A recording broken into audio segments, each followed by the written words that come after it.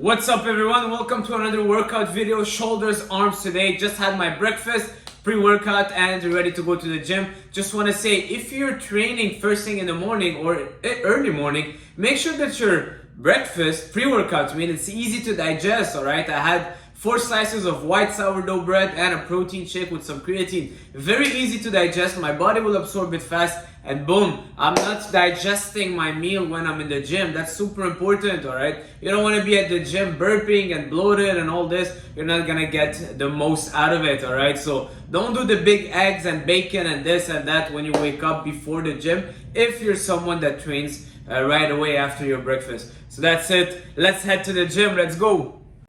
Alright, first exercise, rear delts. I always start my shoulder workouts with rear delt. Helps me warm them up properly and also give the rear delts the attention they need. It's a body part I want to bring up the most, so I do them first thing to give them more energy. I would do reverse flies with the dumbbells just like that. I will go for 4 to 5 sets, higher reps, 15, even 20 reps. And you don't want to keep your shoulders back and down and retract them, but you want to protract your shoulders. Let them kind of fall down so you engage your rear delts and not your traps. I would superset those with band pull apart. This band has been a game changer for me for really getting that mind muscle connection with my rear delt. I don't go all the way. I just focus on engaging my rear delt, getting blood in there. Alright, they react better with high reps and really get that mind muscle connection. It's not about the exercise you do, but how you're doing it. Alright, so focus really on that. 4 or 5 sets, 15 to 20 reps. Moving on, the most important exercise of this workout, the overhead barbell press. I love this exercise. Great compound movements, will help you bring up your shoulders and also work your whole body. You're standing, you're engaging your core. It's a very powerful movement that I don't see a lot of people doing.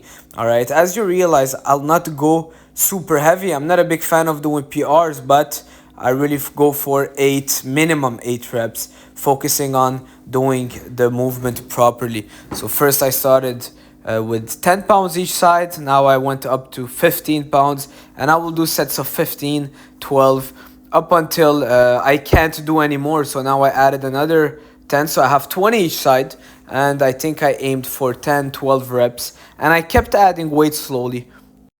Guys, no joke, I did over maybe 10 sets of that exercise today. That's where I was putting most of my focus. I stayed on that bar for 40 minutes and I pyramided the way up. I went all the way up to 30 pounds each side. It's not crazy weight, but trust me, when you're not taking a lot of rests in between, you do 10 sets of those and you're going for 8, 10, 12 reps, controlling the way down, engaging your shoulders. Trust me, you will feel it. And it's not just about swinging the weight or using your knees. It's not a push press, but a strict press. It's been really a game changer for me adding these on my shoulder workouts, alright? I stopped doing them for a while and I felt the difference. And then I went back down with the weight. So basically I did the pyramid and then went back down, dropped the weight and did more reps. Like I said, over 10 sets. Love this exercise. Give it a try if you're not doing it. Shoulders have been really a workout where I'm trying to push myself even more than usual because it's my weakest body part. So that's why I dedicate a whole day to shoulders. Yes, I do some arms with it, but arms don't count for much. I'll do mostly shoulders. There's another set of the overhead press. So that's something important. If you have a body part that is lacking a little bit, well, give it a whole day on its own for at least 2-3 months and then see how it goes. So after that I did overhead press again, but with dumbbells. I love doing my exercises standing, whether I'm bulking or cutting, because they do have a benefit also in cutting. You're burning more calories. A lot of people, when they try to cut down, they'll start doing a lot of machines and seated stuff, but it's not ideal because now you're doing your exercises standing. It's great for conditioning. You burn more calories and the stress that you're putting on the body is so much more different. You see, I'm barely using, I think, 35 or 40 pounds, but it's so much harder than doing them seated. You don't have the support from your back. Everything is engaged, your core is engaged, and the tension that I'm feeling on my shoulders, it's like if everything is going on my shoulders as opposed to doing them seated. I'll maybe do 70 pounds each side, but I won't feel the same sensation and stimulation on my shoulders. I think I did only 4 sets of overhead dumbbell press and then I moved on to side laterals. All right, I love doing them with dumbbells. standing, seated. I'll always alternate, seeing however I'm feeling it best. All right. And I don't go super heavy. You see, I think I have 17.5 pounds each side. I'll go for higher reps, controlling the way down, really focusing on engaging my side delts as much as possible and not cheating. I would cheat a bit at the end, but really try to not ego lift in this exercise because it's super easy. You go a little bit heavier and now all of a sudden you stop feeling your sides or engaging your traps and you're swinging with your lower back, as I'm doing a bit now, right? So very important, a little bit of posing. It's important, guys, when you work a muscle, flex in between sets. It will help you also get more blood in the area, a good mind-muscle connection, more confidence also, and looking at yourself, seeing what body parts you can improve the most. All right, you're creating a masterpiece, so it's good to take a look at it.